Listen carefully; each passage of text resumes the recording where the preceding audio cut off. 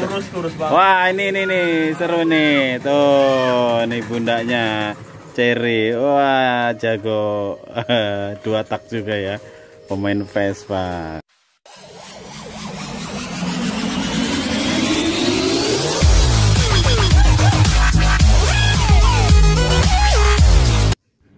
Halo guys, apa kabar sekalian nih? Aku lagi ada di desa Haurgelis, dekat Indramayu situ.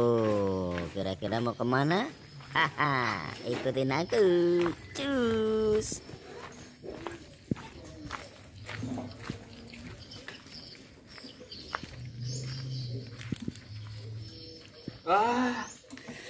Ini dia akhirnya Om Ian.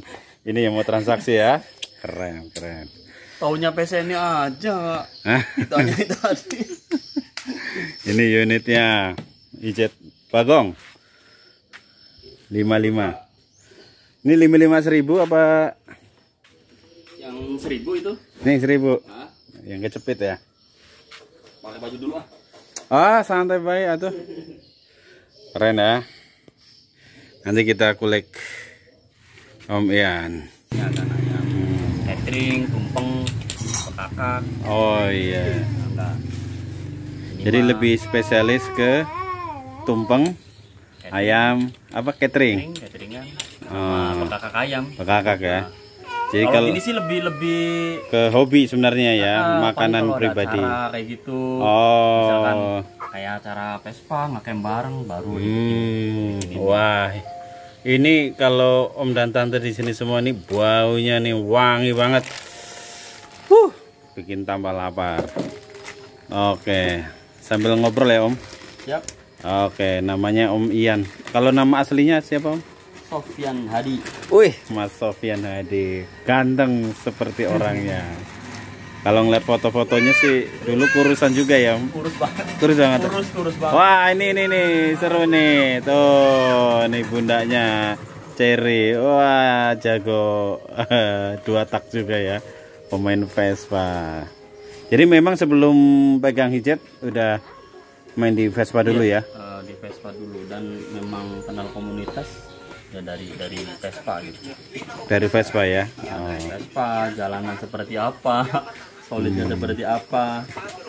Ya kadang-kadang dari hobi kalau kita mau memetik ininya ada sih, bukan sekedar hobi buat jalan-jalan atau apa, tapi ya hidup sebenarnya seperti itu. Seperti sebuah perjalanan. Perjalanan harus kuat, banyak pahit, senang, tapi kita nggak boleh cengeng gitu. Iya. Ya namanya kita di jalan masa lagi mogok kita, gimana mama apa nelpon kan nggak bisa. Jadi gimana caranya sebelum ngerepotin orang kita atasi sendiri bisa nggak? Kalau sampai kekurangan alat mungkin orang sekitar dong.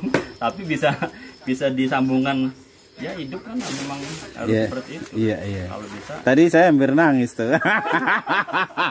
Oh, mau 5:30. Aduh, tanam pagi. Pas tadi juga kan kata istri, ini pembusa sampai mana ya? Nanti Mas nanya masih di Cawang jadi kan saya itu kenapa lahar lagi. Waduh. Berarti emang seneng atau udah jodohnya di lahar. Padahal baru ganti cakram loh. Kemarin kena kan tromol. Sekarang cakram baru ganti belum seminggu. Seminggu lah. Main Vespa berarti total berapa tahun loh? Udah lama. Saya dari Vespa tahun 2000 dari mulai ini sih, mulai SMA kan. Oh, SMA. Taruh sini. SMA juga di sini. SMA di sini. Indramayu. Lulus SMA tahun berapa sih ya? 2005. Bukan 2005, 2004 udah ke Lampung. Ya itu 2004 berarti. 2003, 2021-an kan. Soalnya ingetnya saya tuh, saya suruh kuliah di Bandung waktu itu. Istilahnya waktu itu apa ya? Ada MOS kan? MOS. Nah saya touring acara malah ke Ciwidey, tapi ngomong orang tua mau MOS gitu. Uangnya dapet. Oh naik Vespa nggak naik bis? Biasanya kamu naik bis. Enggak lah, pengen naik Vespa aja biar jalan di sana. Nggak tahu saya karena apa? Karena waktu itu saya nggak nggak suka, maksudnya nggak suka. Harusnya saya pengen di otomotif atau seni apa gitu. Ini waktu itu Tapi orang tua sarankan ke tempat apa ya, di penataan, jurusan lagi. penataan kota atau apa lu nggak ngerti Oh dah. iya iya. Kan ada itu ya, Iya Pak. iya iya iya. Saya mau ngomong, udah ini bagus kan, gini bagus, makanya yaudah iya saya mau ikut MOS, ternyata saya malah touring. Jadi akhirnya gagal Yeah. karena memang karena nggak mengikuti MOS dan semua pendataan apa saya nggak serahkan, gagal saya planningnya memang mungkin untuk yang tahun depan saya baru masuk lagi, tapi yang saya mau, tapi keburu udah males. Oh iya memang. Lebih senengnya touring udah.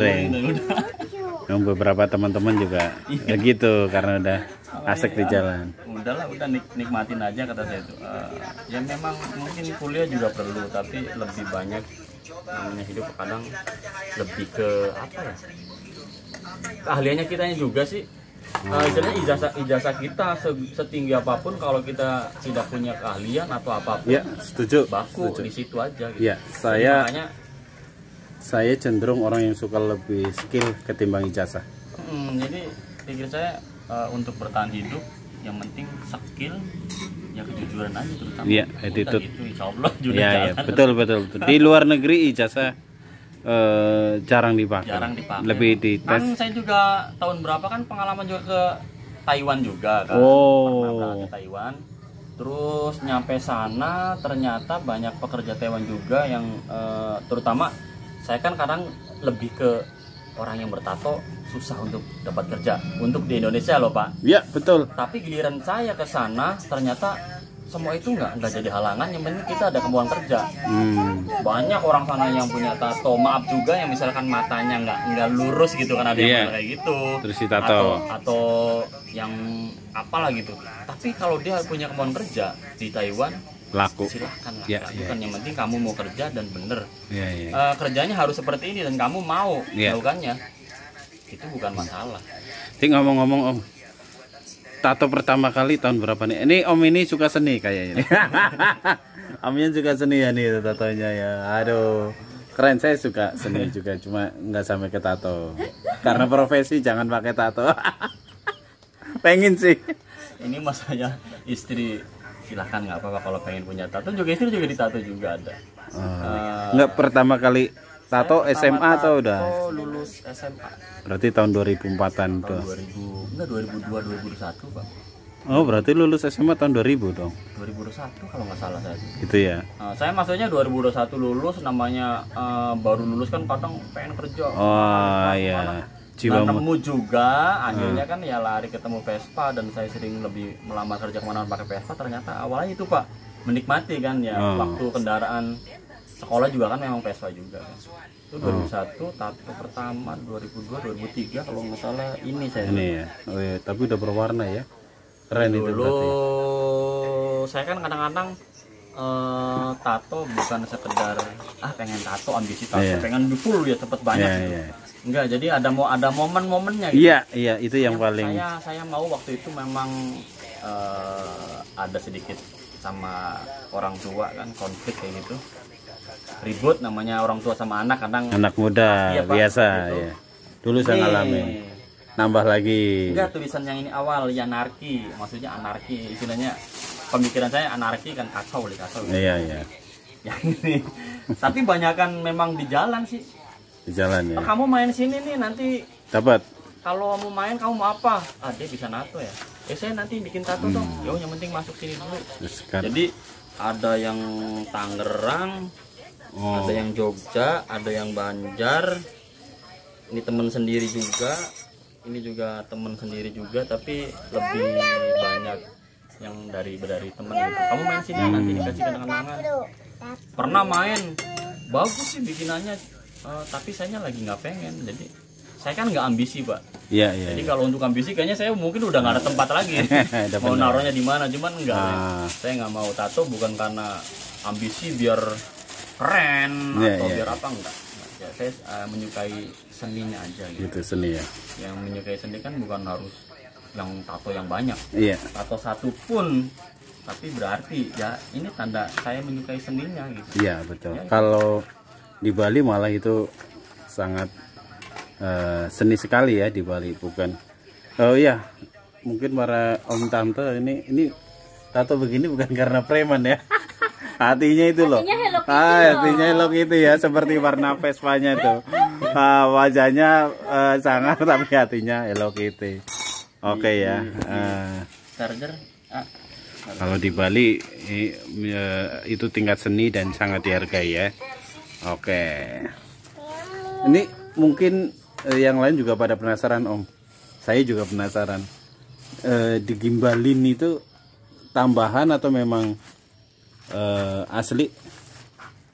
Awalnya memang panjang, tapi namanya gimbal kan biarpun panjang segimana kan pas di saat digimbal dia pasti jadi pendek Pak. Mana yang aslinya ini. Aslinya itu ya. Panjang segini aslinya. Cuman yang bagian belakang ada juga tambahan tapi memang dari rambut asli gitu. Ya, rambut orang lah ya. Dari rambut orang asli kan ada juga sintetis, saya juga ada kan yang rambut sintetis yang udah saya bikin. Kadang teman-teman juga pada pengen juga kan, termasuk saya juga bikin juga. Dulu sering Pak, jadi saya bikin lumayan kan dari situ dijual. Kan gimbal kan memang harganya memang cukup lumayan. Oh malah mahal ya? Mahal banget untuk rambut yang asli. Malah sekarang di online itu semua sintetis semua. Sintetis? Itu per satu jengkal lebih sekitar 15.000 ya enggak? Oh kalau sintetis? Lain pemasangan itu hanya untuk rambutnya aja.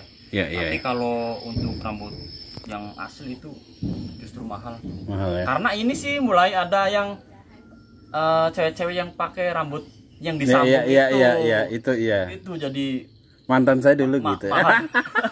Kok tumben dia rambutnya jadi panjang, aku perhatiin.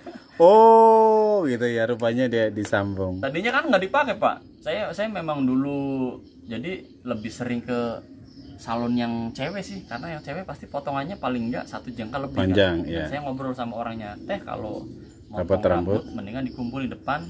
Ini sampah kok, ya biar saya yang bersihin. Saya ngambil nanti, pokoknya kalau itu rambut nggak ada berarti saya ngambil. Saya kan pasti kalau ngambil malam. Gitu. Jadi udah ngobrol sama orang salon, ya nanti gampang, nanti dipisahin di pojok sebelah sini, ini yang bagus, biasanya ini yang kotor biasanya. Paling saya nyampe rumah dicuci lagi, kadang direbus, baru dijemur, dibikin sama anak-anak. Itu juga buat ya lumayan uang rokok gitu kan. Jadi dari situ kita daripada nongkrong nggak jelas, kita ada kerjaan bikin gimbal, nanti dijual ke teman-teman Vespa. Iya. Dapat lagi, keren. bisa ngerokok lagi, bisa ngopi lagi gitu sih. Ya karena sebagian orang mungkin merasa risih ya dengan gimbal ya, maksudnya kalau dia punya rambut gimbal. Tuh ini udah mateng pas. Perawatannya gimana Om? Dikeramasin nggak? Kalau saya kan udah jarang keramas karena begini.